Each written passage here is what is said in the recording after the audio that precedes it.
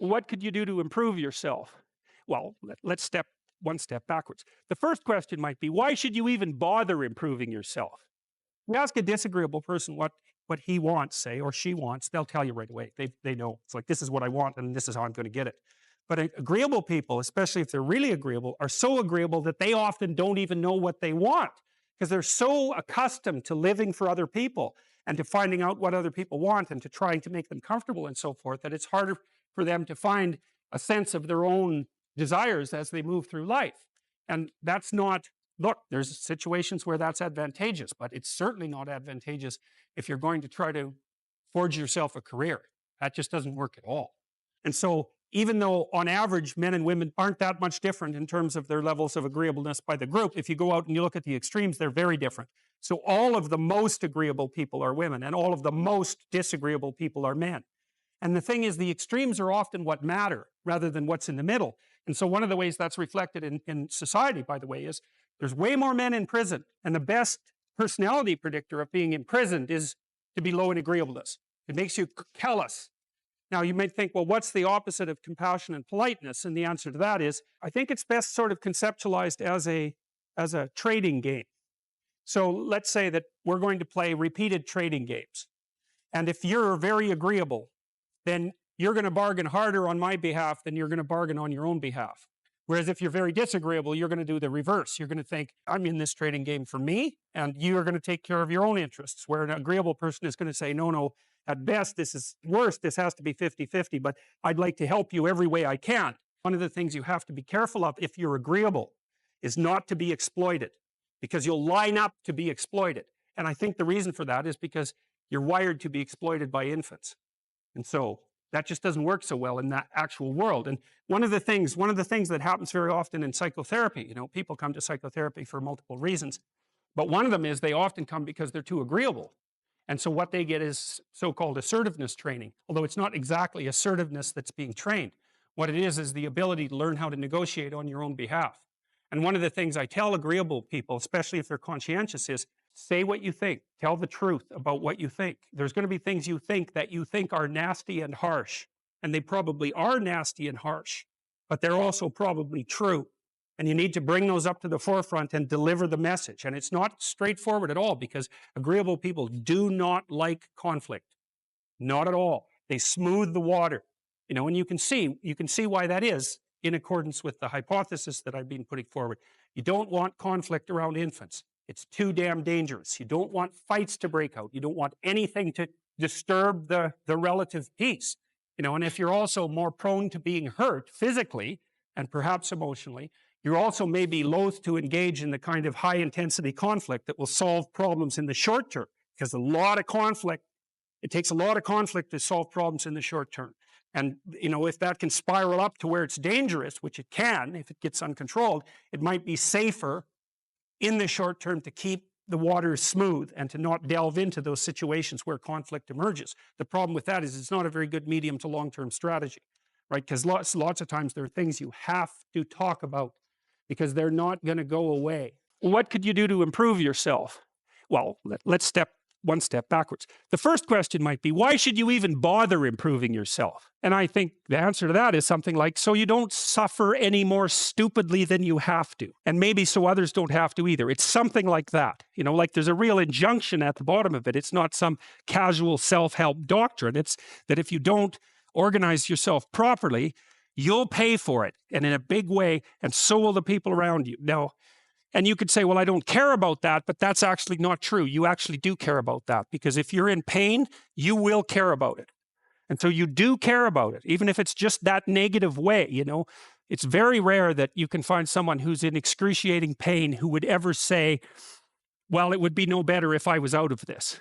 Sort of pain is one of those things that brings the idea that it would be better if it didn't exist along with it. It's incontrovertible.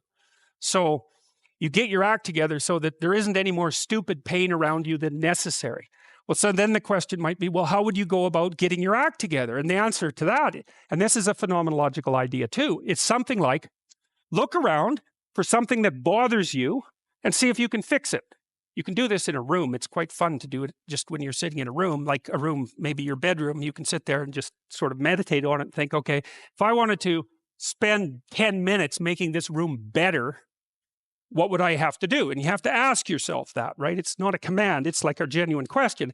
And things will pop out in the room that, you like, there's a stack of papers over there that's kind of bugging you. And you know that maybe little order there would be a good thing. And, there's some rubbish behind your computer monitor that you haven't attended to for like 6 months. And the room would be slightly better if it was a little less dusty and the cables weren't all tangled up the same way. And like, if you allow yourself just to consider the expanse in which you exist at that moment, there'll be all sorts of things that'll pop out in it that you could just fix.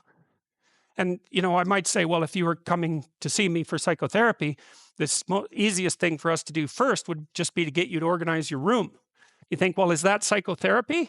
And the answer is, well, it depends on how you conceive the limits of your being. And I would say, start where you can start. If something announces itself to you, which is a strange way of thinking about it, as in need of repair, that you could repair, then, hey, fix it. You fix 100 things like that, your life will be a lot different. I often tell people too, fix the things you repeat every day, because people tend to think of those as trivial, right? You get up, you brush your teeth, you have your breakfast, you have your routines that you go through every day. Well, those probably constitute 50% of your life.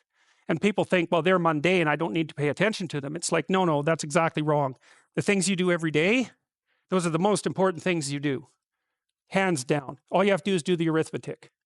You figure it out right away. So 100 adjustments to your broader domain of being, and there's a lot less rubbish around and a lot fewer traps for you to step into. And so that's in keeping with Jung's idea about erasing once you've got your mind and your emotions together, and once you're acting that out, then you can extend what you're willing to consider yourself and start fixing up the things that are part of your broader extent. Now, sometimes you don't know how to do that. So you might say, imagine you're walking down Bloor Street and there's this guy who's like alcoholic and schizophrenic and has been on the streets for 10 years. He sort of stumbles towards you and, incoherently mutters something. That's a problem. And it would be good if you could fix it, but you haven't got a clue about how to fix that. You just walk around that and go find something that you could fix, because if you muck about in that, not only is it unlikely that you'll help that person, it's very likely that you'll get hurt yourself. So, just because while you're experiencing things announce themselves as in need of repair, doesn't mean that it's you right then and there that should repair them. You have to have some humility. You don't walk up to a helicopter that isn't working and just start tinkering away with it. You have to stay within your domain of competence. But most of the time, if people look at their lives, it's a very interesting thing to do. I like the idea of the room, because you can do that at the drop of a hat. Go back to where you live and sit down and think, okay, I'm going to make this place better for half an hour. What should I do?